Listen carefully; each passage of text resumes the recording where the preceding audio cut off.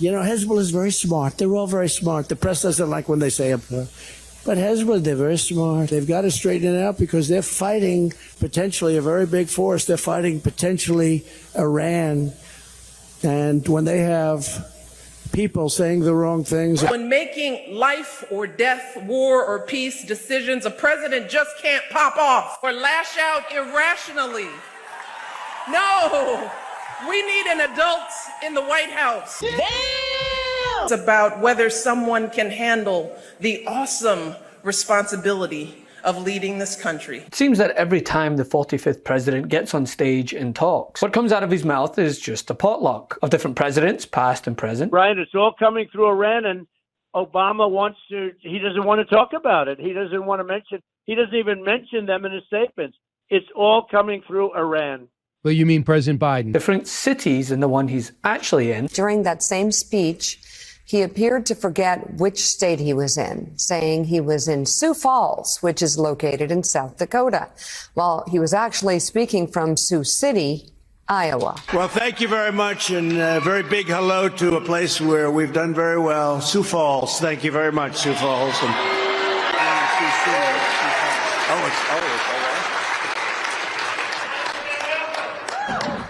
So Sioux City, let me ask you, how many people come from Sioux City?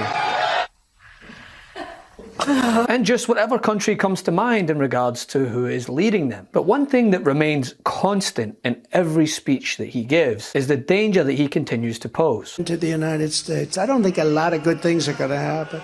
And I will implement strong ideological screening of all immigrants. If you hate America, if you want to abolish Israel, if you don't like our religion, which a lot of them don't, if you sympathize with jihadists, then we don't want you in our country and you are not getting in, right? The same inflammatory language that he successfully ran on in his first term, whether it be Muslim bans that he implemented. Day one, I will immediately restore and expand the Trump travel ban. Remember when they said, oh, that's so vicious? Or the idea of unifying around one religion. That religion, if you asked him to explain, would probably sound something like this. I think it's just the whole Bible is an incredible. I joke very much so. They always hold up The Art of the Deal. I say my second favorite book of all time. But humor aside, in such a volatile time, it is not what is needed in the White House. And nobody has articulated this better than former First Lady Michelle Obama. In a segment plucked from the BBC that has since gone viral, Michelle Obama spoke on the need for level-headedness and rationality in regards to the ongoing issues around the world. And while she didn't necessarily name names,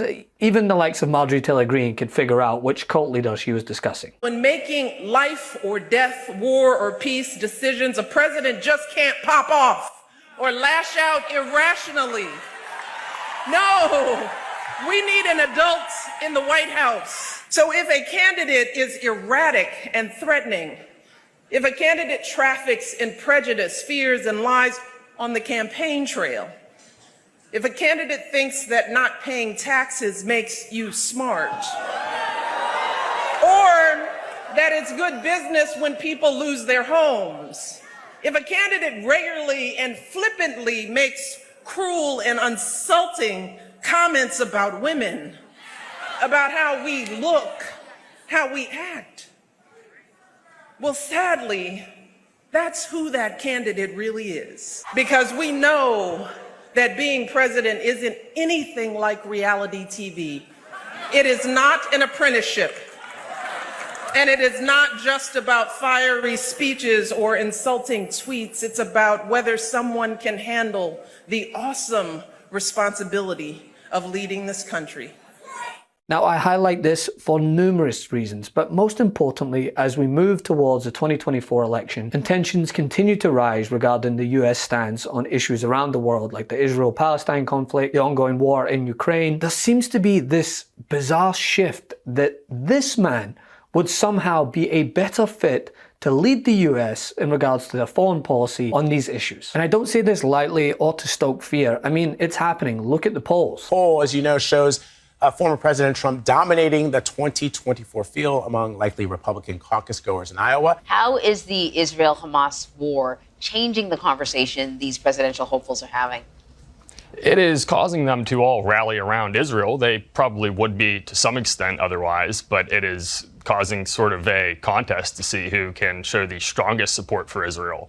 Donald Trump has taken the strategy of being very vocal and saying things like, for each drop of blood dropped from an American, there will be a gallon from Hamas. And that's something that Nikki Haley has zeroed in on. And she's seeing this as an opportunity to remind voters that this is a position, President of the United States, where you have to deal with major foreign policy issues. That despite standing in front of crowds and literally praising Hezbollah and the Chinese president, but even considering the numerous indictments that he seems to be racking up more and more of every day, Donald Trump's polling numbers are not reflective of a man who is wildly unhinged. Colleges and universities will purge the anti-Semitism and pro-terrorism. What you're doing, the terrorism, this but they brought our country to a new level. But that allows, think of this, that allows us to do it to Biden when he gets out, and that would be very easy. And as ongoing conflicts continue to worsen, the idea that this man would somehow be the more level-headed candidate is not only willfully disingenuous, but if you listen to his own words on the subject matter, it's just simply not true. But Hezbollah, they're very smart.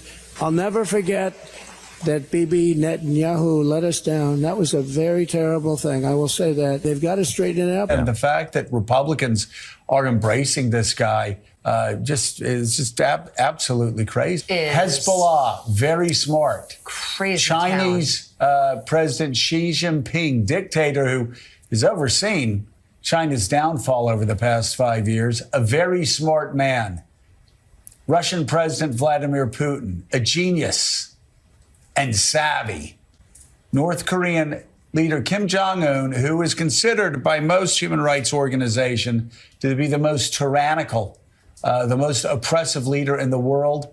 He calls him, quote, a great leader. Look at that. Look, that's your Republican Party right there. Now, I'm not saying there shouldn't be more questions asked and answers demanded in regards to the US's involvement in these issues. Looking at surveys across the US, it's clear the American people have concerns about what's going on. But let's not confuse that with the idea that the man who once considered dropping bombs on the cartel from above is somehow the more level-headed candidate moving forward. A man who seeks to re-implement a Muslim ban that he once successfully initiated is not the more tolerant candidate. So please, amidst everything that's going on, let's not lose sight of who the current GOP frontrunner is and everything that he has stood for in the past and seeks to re-implement if he gets back into the White House in 2024, because he is not the peace candidate. When making life or death, war or peace decisions, a president just can't pop off. We need an adult in the White House. Hey Meidas Mighty, love this report? Continue the conversation by following us on Instagram @MeidasTouch to keep up with the most important news of the day.